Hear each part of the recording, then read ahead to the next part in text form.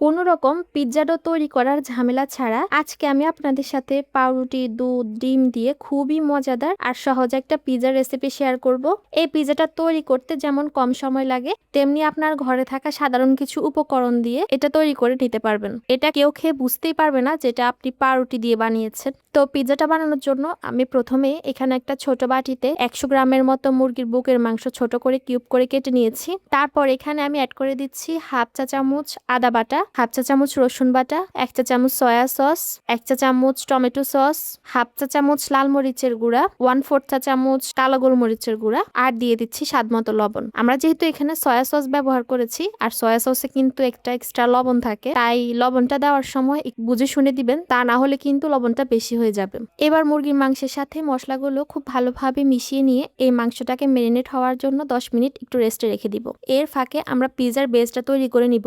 এর জন্য এখানে আমি 5 পিস মিডিয়াম সাইজের পাউরুটি নিয়ে নিয়েছি। এখন পাউরুটিগুলোকে আমি একটা ছুরির সাহায্যে ছোট করে কেটে নিব। আপনারা চাইলে হাত দিয়েও এগুলোকে ছিঁড়ে দিতে পারেন, কোনো সমস্যা নাই। তারপর আমি এখানে দিয়ে দিচ্ছি 1 কাপ তরল দুধ আর সাথে আরো দিচ্ছি একটা ডিম। পাউরুটির এই ডোটা বাইন্ডিং এর জন্য অ্যাড করে দিচ্ছি 1/4 কাপ পরিমাণ সুজি। এবার সবকিছুকে একটা কাঁটা চামচের সাহায্যে খুব ভালোভাবে মিশিয়ে নিব। পিৎজা ডো বানানোর ঝামেলা ছাড়া পাউরুটি দিয়ে এত সহজভাবে যে পিৎজা বানানো যায় তা যদি আপনারা একবার বাসায় ট্রাই করে দেখেন, আশা করছি উপকৃত হবেন। তো কাঁটা চামচের সাহায্যে পাউরুটিগুলোকে একটু ভেঙে ভেঙে দেওয়ার চেষ্টা করবেন যেন সবকিছু একদম মিলেমিশে যায়। আর দেখতে পাচ্ছেন মিশ্রণটা কিন্তু তৈরি হয়ে গেছে। মাত্র 2 মিনিট সময় লেগেছে আমার এই পিৎজার বেসটা তৈরি করার জন্য। এখন আমি চুলায় একটা প্যান বসিয়ে তাতে দিয়ে দিচ্ছি 1 টেবিল চামচের মতো সয়াবিন তেল। তারপর এখানে আমি ম্যারিনেট করে রাখা মাংসগুলো রান্না করে নিব। চুলার আঁচটাকে মিডিয়ামে রেখে মাংসগুলোকে নেড়ে চেড়ে রান্না করে নিয়েছি।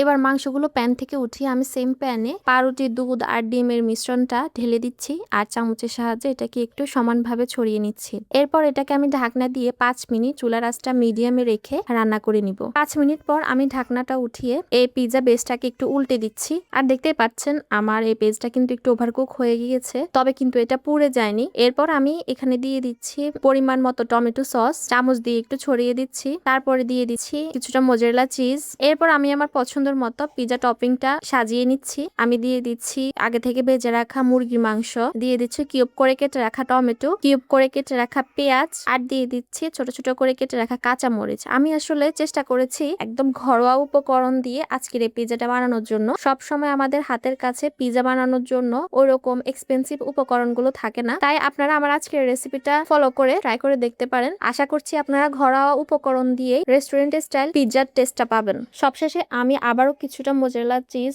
দিয়ে চুলার আঁচটাকে একদম লোতে করে দিয়ে ঢাকা দিয়ে ঢেকে রেখে দিব চিজটা গলে যাওয়া পর্যন্ত। চিজটা গলতে অলমোস্ট 2 মিনিটের মতো সময় লাগে। ব্যাস তৈরি হয়ে গেল একদমই অল্প সময় পাউরুটি দিয়ে মজাদার চিকেন পিৎজা। আশা করছি আপনাদের কাছে আমার আজকের এই ভিডিওটা ভালো লাগবে। ভালো লাগলে অবশ্যই চ্যানেলটিতে একটু সাবস্ক্রাইব করে দিবেন আর ভিডিওতে একটু লাইক করে দিবেন। আজকের মতো বিদায় নিচ্ছি। সবাই ভালো থাকবেন, সুস্থ থাকবেন। আল্লাহ হাফিজ।